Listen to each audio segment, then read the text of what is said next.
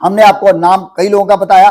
AIMIM की चिट्ठी रद्द कर दी गई, उनको ये महागठबंधन में शामिल नहीं किया गया। इंडिया गठबंधन की अभी अभी दिल्ली में एक बैठक हुई थी, आपको पता होगा, सारे लोग वहां मौजूद थे और सभी ने मिल करके संविधान बचाओ, एसआईआर को लेकर के और भी कई बातों को लेकर के, केंद्र की सरकार को घेरने को लेकर के एक रणनीति बनाई थी। उनके जाति के लोगों का मानना यह है कि मुकेश सहनी सन ऑफ मला भी लिखते हैं, ये सभी चीजें वो इसको भजाने के लिए वो दबाव बना रहे थे। नोरमा ग्रुप, जो सोचता है वो करता है, आपके अपने सपनों का आशियाना। नमस्कार, एक बार फिर से आपका बहुत बहुत स्वागत करते हैं। भीतर की बात आप देख रहे हैं और भीतर की बात में आपसे संवाद करने से पहले आपको स्वतंत्रता दिवस की बहुत बहुत बधाई। आज़ादी के हम जश्न मना रहे हैं और इसी बीच में बिहार की राजनीति भी अपने उफान पर है। एक तरफ गंगा और दूसरी तरफ बिहार की राजनीति, कोई पीछे हटने का नाम नहीं ले रहा है। जितना तेजी से गंगा आगे बढ़ रही है और घर के घर तबाह कर रही हैं, गांव के गांव उजड़ रहे हैं, वैसे ही बिहार की राजनीति भी इस बार सत्ता पर कौन बैठेगा, कौन मुख्यमंत्री का चेहरा होगा, इसके लिए जमीन आसमान एक कर चुकी है। कई विवाद हैं, कई मुद्दे हैं, लेकिन उन सभी मुद्दों से सबसे बड़ी जो बात सामने आई है वो ये आई है कि अभी सभी लोग इस बात का इंतजार ही कर रहे थे, तब तक कांग्रेस और राजद ने मिलकर के सीट शेयरिंग का समझौता तय कर लिया है। आपको बता दें कि चुपके चुपके ये सब कुछ फाइनल हो गया है और जिस तरह का बयान, जिस तरह की बातें और जिस तरह चेहरे पर चमक कांग्रेस के नेताओं के हैं, उससे साफ लग रहा है कि मामला फरिया गया है। अब ये बात हम क्यों बोल रहे हैं, तो आपको इसके लिए थोड़ा सा पीछे जाना पड़ेगा। थोड़ा सा पीछे जाइएगा, भारत लाइव का पन्ना पलटिए और पन्ना पलटने के बाद जब आप 1 अगस्त को और 31 जुलाई को ये दोनों दिन का खबर देखिएगा, तो उसमें हमने आपको एक आंकड़ा बताया था कि सीट शेयरिंग का समझौता हो गया है। जिसको जितनी सीटें मिलनी है वो सब कुछ फाइनल हो गया है और ये फाइनलाइजेशन दिल्ली में हुई है। राहुल गांधी के बिहार दौरा से पहले सीटों का फाइनलाइजेशन हो चुका है और राहुल गांधी जब बिहार आएंगे 17 तारीख को, तो उनका 1 सितंबर तक दौरा है।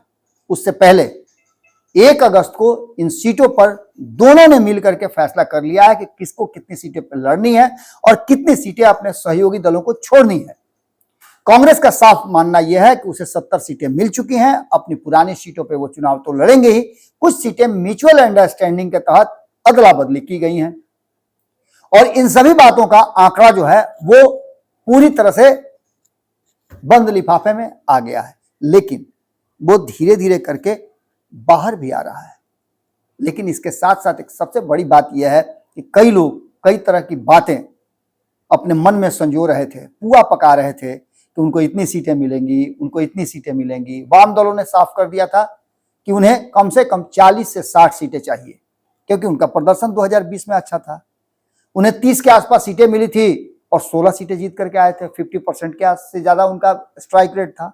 वहीं कांग्रेस पर सबका दबाव बन रहा था कि कांग्रेस की सीटें कम की जाए, क्योंकि उसका स्ट्राइक रेट खराब था। 70 सीटों में मात्र 19 जीत करके आई। कांग्रेस ने उन तर्कों को दिया और उन्होंने अपने तथ्यों को रखते हुए कहा कि भैया, हम नेशनल पार्टी हैं, आने वाले 2029 के चुनाव की तैयारी कर रहे हैं और यदि हमारी सीटें कम की गई, हमें कमतर आंका गया, तो आप अपने रास्ते, हम अपने रास्ते। याद है ना दिल्ली? और ये कहते ही तेजस्वी यादव लालू प्रसाद के देह में जाड़ हो गया और दोनों ने यह फैसला किया कि कांग्रेस के साथ समझौता करके यह तो तय हो जाएगा कि कांग्रेस कभी भी राजद का साथ छोड़ करके नहीं जाएगी दूसरे खेमे में। तो ऐसी स्थिति में कांग्रेस को जितनी भी सीटें दे दी जाए वो फायदेमंद होगा। मेहनत थोड़ा करना पड़ेगा, कांग्रेस भी मेहनत कर रही है। राहुल गांधी तो पूरा बिहार के लिए अपने आप को दे चुके हैं और इतना ही नहीं, बिहार में एसआईआर को लेकर के जिस तरह से राहुल गांधी ने पर्चा खोल दिया है, जिस तरह से न्यायालय का निर्देश आया है, वो सभी बातें इस बात की तरफ इशारा कर रही हैं कि बिहार विशेष फोकस में कांग्रेस के आ चुका है। कांग्रेस का स्पार्क, कांग्रेस के कार्यालय में आप जाइए तो आपको सदाकत आश्रम में बहुत कुछ नजर आ जाएगा। दूसरी तरफ ये बात तेजस्वी को पता है कि लड़ाई तो आखिर लड़ना है कांग्रेस को ही। वो सहयोगी हो सकते हैं, भले ही बिहार में उनका जनाधार बेहतर है, तो बिहार में कांग्रेस उनसे बात भी नहीं करती है, लीड करने से उनको मना भी नहीं करती है। 2019 के चुनाव की बात कर लीजिए, उससे पहले 2015 की बात कर लीजिए, इसके बाद 2020 की बात कर लीजिए, लेकिन 2024 में राष्ट्रीय जनता दल ने कुछ ज्यादती कर दिया था कांग्रेस से, तो कांग्रेस का बर्दाश्त जो है उसके सर से पानी ऊपर चला गया और आप जानते हैं कि जब उजबुझाता है आदमी तो निकलने के लिए पूरा ताकत लगाता है। कांग्रेस भी उसी तरह से 2024 के चुनाव में जिस तरह से उसके साथ राष्ट्रीय जनता दल तेजस्वी यादव ने किया, उजबुझा गई, और उजबुझा करके उसने जब हाथ पैर मारा तो चारों खाने चित हो गई राष्ट्रीय जनता दल। अब तेजस्वी यादव राहुल गांधी के पीछे पीछे चल रहे हैं। पिछला ही आप देखे होंगे जब रोड मार्च था उनका, राहुल गांधी का, तो रथ पे आगे राहुल, पीछे थे तेजस्वी यादव। उसकी कहानी तो एक अलग ही समा बांधती है, लेकिन उसके साथ साथ आपको बता दें कि बाकी के लोग, चाहे वो मुकेश सहनी हो, पशुपति कुमार पारस हो, या वो हो, वो कौन, कई लोग हैं उस में। एआईएमआईएम भी चाह रहा था कि वो भी महागठबंधन का हिस्सा बने। झारखंड मुक्ति मोर्चा इंतजार कर रहा था कि वो उसको भी महागठबंधन का हिस्सा बनाया जाएगा, इंडिया गठबंधन में रहेंगे। इंडिया गठबंधन की अभी दिल्ली में एक बैठक हुई थी, आपको पता होगा, सारे लोग वहां मौजूद थे और सभी ने मिल करके संविधान बचाओ, एसआईआर को लेकर के और भी कई बातों को लेकर के, केंद्र की सरकार को घेरने को लेकर के एक रणनीति बनाई थी। उन सारी रणनीतियों को कहीं ना कहीं एक बात तो साफ साफ नजर आ रहा था कि ध्वस्त करने के लिए पूरी प्लानिंग बनाई गई थी और उस प्लानिंग में सफल भी रहे। जैसा कि आपने देखा भी होगा कि संसद भवन से चुनाव आयोग के दफ्तर तक जाने का जो मार्च था, उस बीच में कितने विवाद हुए। पहली बार प्रियंका गांधी सड़क पे नजर आई, विद्रोह किया, गिरफ्तार हुई, ये सब कुछ देखने को मिला। ये कांग्रेस एक बिल्कुल नई कांग्रेस है। इस कांग्रेस में स्पार्क है और यही कारण है कि क्षेत्रीय दलों ने, जो गैर भाजपाई दल हैं, वो उसके तरफ मूव कर रहे हैं। अब एनडीए गठबंधन से कौन कौन उधर मूव करेगा, ये एक अलग बात है। ये बात अच्छी तरह से राष्ट्रीय जनता दल भी समझ गई है कि बिना कांग्रेस के अब आगे नहीं बढ़ना होगा। जब भारतीय जनता पार्टी दुनिया की सबसे ज्यादा जनाधार वाली पार्टी और नीतीश कुमार का पूछ नहीं छोड़ रही है, तो हम क्यों छोड़े भाई। कांग्रेस तो हमारी स्वाभाविक मित्र है। जब जब कांग्रेस के साथ हम रहे हैं तब बेहतर प्रदर्शन किए हैं। कांग्रेस जब छटकी है तो हमारा हालत खराब हुआ है और कई राज्यों में देखा भी गया है। अब ऐसी स्थिति में आप मुकेश सहनी की बात कर लिए तो मुकेश सहनी के लिए कोई विकल्प नहीं है। नाव जब दूठों पर पैर रखिएगा ना तो बड़ा दिक्कत होता है, न इस पर जा पाइएगा न उस पर जा पाइएगा, और बीच में क्या होगा आप तो अच्छी तरह समझ रहे हैं।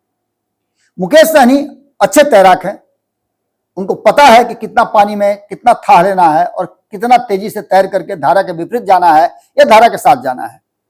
2020 में जब वो 4 सीट जीत करके आए थे तो उन्होंने धारा के साथ ही चलना स्वीकार किया। अगर धारा के विपरीत गए होते और अपने साथ जीतन राम मांझी को भी मना लिए रहते तो 2 उप मुख्यमंत्री होते।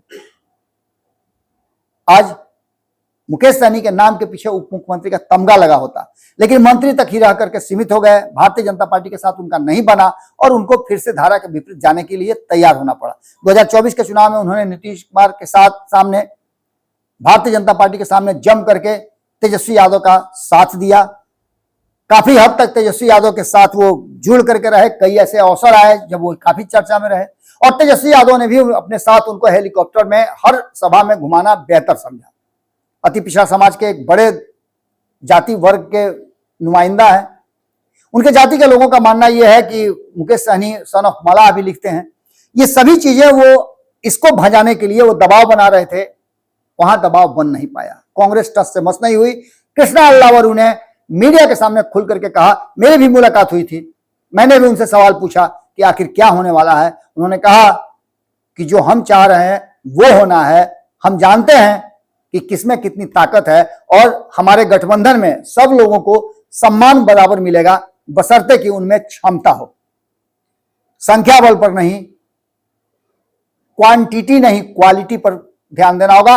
और जिताऊ उम्मीदवार जिसके पास भी हो, आए, टिकट लें, उम्मीदवारी रखें, जिताएं, बस काम खत्म। कृष्णा अल्लावरू से जब हमारी बात हुई तो बड़ा ही शार्प और स्पष्ट उन्होंने निर्देश दिया था कि इस बार कोई भी घालमेल नहीं होगा। जो जिताऊ उम्मीदवार होगा उस पर किसी भी तरह का कोई संशय नहीं है। स्कूटनी भी शुरू हो गई है। इन सब बातों के साथ साथ आपको बता दें कि स्कूटनी जब किसी भी गठबंधन में या दल में शुरू हो जाती है तो इसका मतलब है कि उस सीट पर वो लड़ना चाहते हैं। और सीटों का लिस्ट देख करके साफ नजर आ रहा है कि 70 सीटें तो लगभग क्लियर हैं। अब इन 70 सीटों में से अपने सहयोगी दलों को भी कुछ देना है। किसको देंगी, किसको अपने साथ जोड़ेंगी। आईपी गुप्ता का नाम बड़ी तेजी से चल रहा है कि वो साथ में आएंगे। ये वही है जो लगातार फ्रेम में भी आ रहे हैं और ये कहा जा रहा है कि महागठबंधन की तरफ से उन्हें तो ऑफर मिल चुका है। लेकिन पशुपति कुमार पारस और मुकेश सहनी। इनके साथ साथ हमने आपको नाम कई लोगों का बताया। एआईएमआईएम की चिट्ठी रद्द कर दी गई, उनको ये महागठबंधन में शामिल नहीं किया गया। झारखंड मुक्ति मोर्चा को तेजस्वी यादव अपने कोटे से कितनी सीटें देंगे ये उनको फैसला करना है, कांग्रेस को भी फैसला करना है। इस पर एक अलग से बात होगी। अपनी अपनी सीटें जो इन्होंने बांटी है उसमें से कितनी सीटें छोड़ने के लिए तैयार हैं।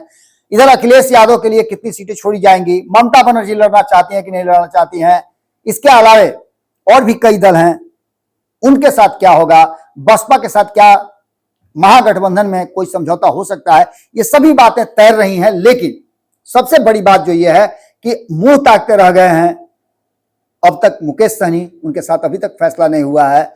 दूसरी तरफ जानकारी ये बता रहे हैं कि सीट शेयरिंग के समझौता में कांग्रेस और राष्ट्रीय जनता दल ने अपना अपना पक्ष क्लियर कर लिया है, अपने अपने हिस्से की सीटें बांट ली है। जो बाकी बच रहा है उसमें मुकेश सहनी संतुष्ट होते हैं कि नहीं होते हैं, ये बड़ा सवाल है। तो वहीं दूसरी तरफ पशुपति कुमार पारस, जिनका बहुत ज्यादा डिमांड नहीं है, एक लिमिटेड डिमांड है, उसको तो लगभग पूरा कर दिया जाएगा।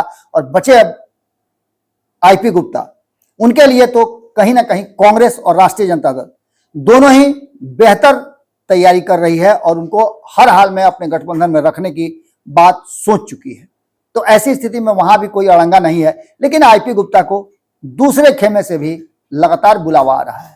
आईपी गुप्ता ने साफ कर दिया है कि जो आरक्षण देगा हम उसके साथ जाएंगे, मुझे सीट नहीं आरक्षण चाहिए, हमारे बच्चों का भविष्य चाहिए और इसके लिए हम किसी भी तरह का कोई निगोशिएशन नहीं करेंगे।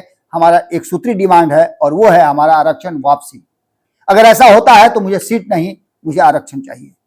अगर आज केंद्र की सरकार, नीतीश कुमार ऑर्डर निकाल देते हैं कि आरक्षण वापस हो गया तो मुझे कोई सीट नहीं चाहिए।